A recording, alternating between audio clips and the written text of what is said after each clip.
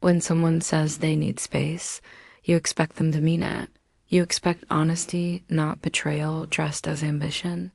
That's what I believed when my girlfriend, Emily, told me she needed to focus on her career. I didn't fight it. I respected her dreams. I had my own to chase.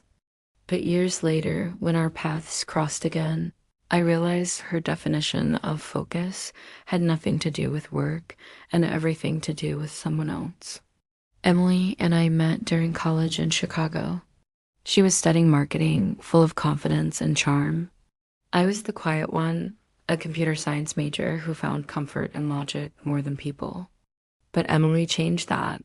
She had a laugh that could fill a room and a way of making me feel like I was the only person in it. We became inseparable. We talked about everything, our future, our fears, even the names of the kids we might one day have. After graduation, I landed a job as a software engineer at a growing tech startup. Emily got into a competitive management program at a big firm in New York. We promised to make the long-distance thing work, and at first we did. Late-night calls, weekend visits, love letters that smelled faintly of her perfume. It all kept us going. But then things began to shift. She started missing our video calls, saying she had late meetings or deadlines.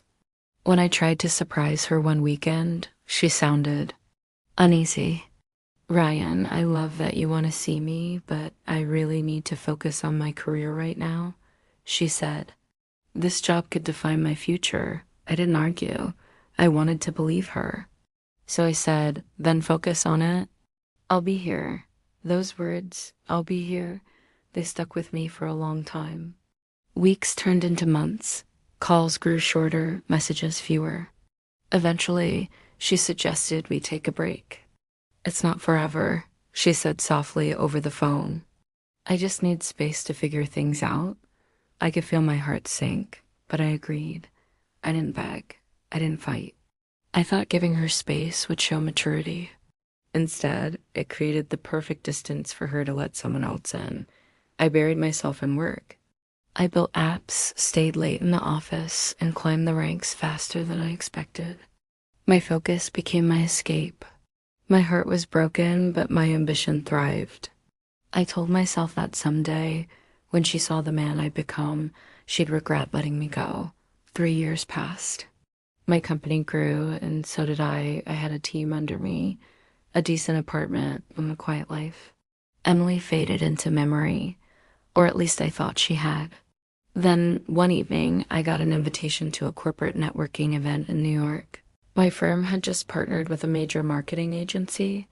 Guess whose name appeared on the guest list?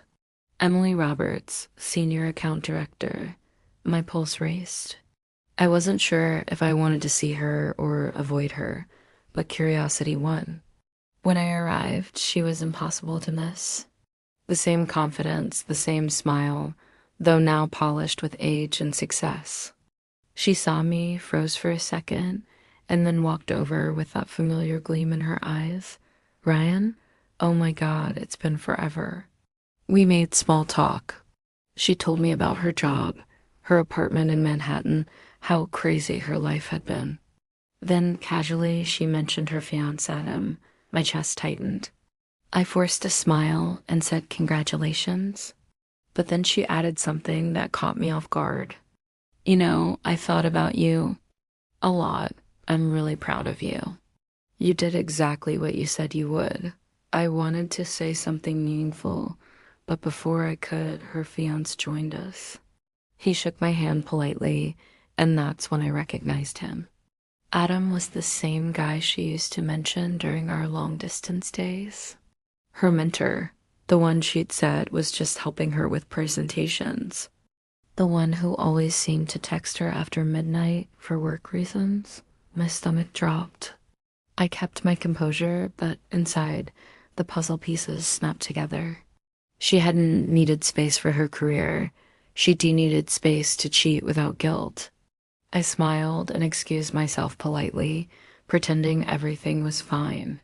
But that night, alone in my hotel room, I felt the kind of pain that burned slow and deep. All those years, I'd blame myself for not being enough, when in reality, she just didn't have the courage to tell the truth. A week later, something unexpected happened. Our companies were assigned to collaborate on a major campaign, which meant I'd have to work directly with Emily and her team. She tried to keep things professional, but there was tension, unspoken, electric tension. She'd glance at me in meetings, linger in conversation longer than necessary. One evening, after a long strategy session, she asked if I wanted to grab a drink for old time's sake. I hesitated, then agreed. The bar was quiet, the air thick with nostalgia. She laughed about her college days, asked about my life, and for a brief moment, I saw the girl I used to love, not the woman who betrayed me. Then she said something I didn't expect. "Ryan, I made a mistake back then." Her eyes shimmered.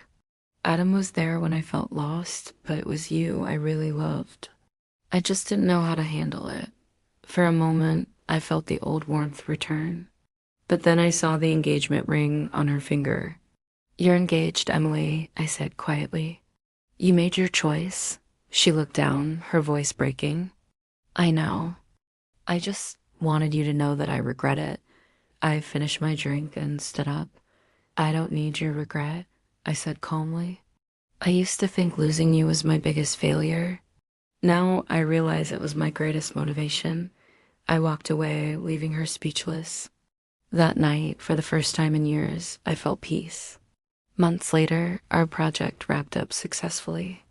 My company offered me a promotion, Vice President of Development.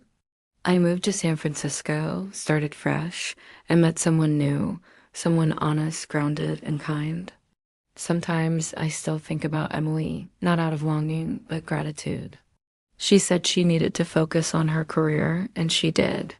But I focused on mine too. And in the end, mine led me to a life that didn't need lies to feel complete.